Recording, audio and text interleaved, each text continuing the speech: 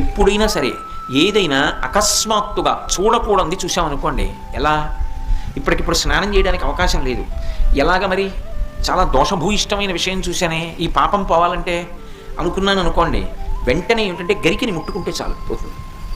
తీవ్రమైనటువంటి పీడకలు వచ్చిందనుకోండి, ఆ పీడకల పరిహారం అవ్వాలనుకోండి ఏ అభిషేకమో చేయించుకోవాలి. శక్తి లేదనుకోండి మీరు అన్ని పూజలు చేయించుకున్నట్టే. స్నానం చేసి ఒకసారి గరికని ముట్టుకుంటే చాలు, స్నానం చేయకపోయినా చెప్పులు ఇప్పి గరికను ఒకసారి ముట్టుకుంటే చాలు.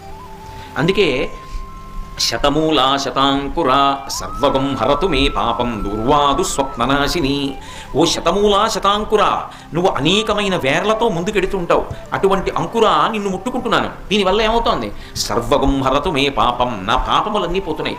దుస్వప్ననాశిని, దుస్వప్నములు పీడకల యొక్క ఫలితము పోతోంది. అటువంటి గరిక విఘ్నేశ్వరుడి పాదముల మీద వేసి తీసి కళ్ళకద్దుకుని తల మీద పెట్టుకున్నారనుకోండి, విఘ్నములన్నింటినీ కూడా తీసేస్తాడు.